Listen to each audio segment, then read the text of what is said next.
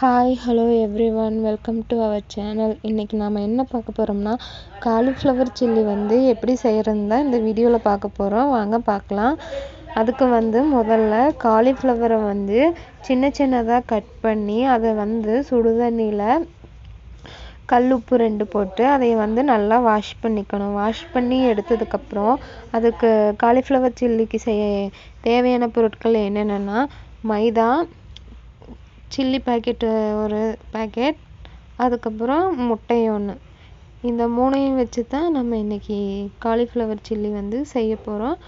அதுக்கு முதல்ல ஒரு பாத்திரத்தில் சில்லி பொடியை நம்ம போட்டுக்கணும். நாங்கள் 2 காலிஃப்ளவர் பூ எடுத்திருந்தோம். அதுக்கு ஒரு பேக்கெட் சில்லி பவுடர் போட்டுக்கிறோம். அதுக்கப்புறம் முட்டையை முட்டை எதுக்காக போடுறதுன்னா கிறிஸ்பியாக வரணுங்கிறதுக்காக தான் போடுறோம். அதுக்காக ஒரு முட்டையை ஆட் பண்ணியாச்சு.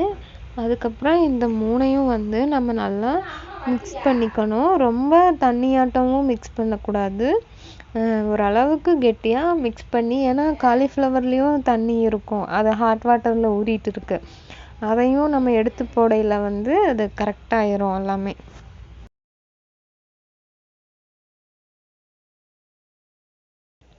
தேவையான அளவு மிளகாய்த்தூள் அப்புறம் சால்ட்டும் ஆட் பண்ணிக்கலாம். அதையும் இந்த மாதிரி கன்சிஸ்டன்சியில் எடுத்துக்கிட்டு அப்புறம் காலிஃப்ளவரையும் இது கூட மிக்ஸ் பண்ணி இதை நம்ம கொஞ்ச நேரம் ஊற வச்சிடணும்.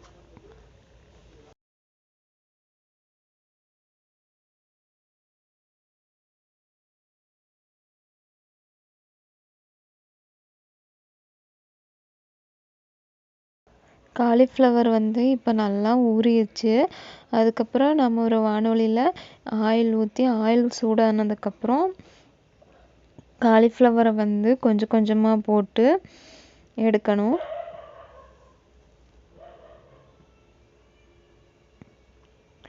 எண்ணெய் நல்லா ஹீட் ஆயிடுச்சு. இப்போ போட்டதுக்கப்புறம்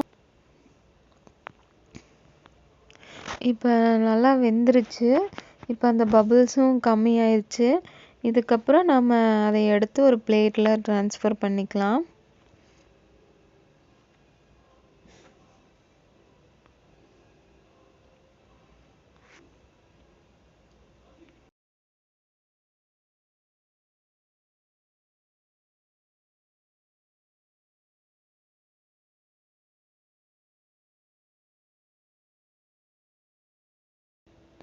இதை எடுத்து வச்சதுக்கப்புறம் இந்த காலிஃப்ளவர் சில்லி மணம் இருக்குது, கமகமகமன் அப்படி ஒரு சூப்பராக இருந்துச்சு. இதை ஒரு பிளேட்டில் ட்ரான்ஸ்ஃபர் பண்ணி அதற்கு லெமன், வெங்காயம் சைடிஷ்ஷாக வச்சு, யாருக்கெல்லாம் லெமன் புழிஞ்சு சாப்பிட்டா பிடிக்கும்னு சொல்லுங்கள்.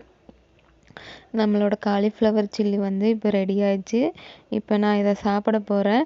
நீங்களும் உங்கள் வீட்டில் ட்ரை பண்ணி பார்த்துட்டு எப்படி இருக்குதுன்னு சொல்லி கமெண்ட் பண்ணுங்கள். மறக்காமல் என்னோடய சேனலை சப்ஸ்கிரைப் பண்ணுங்கள்.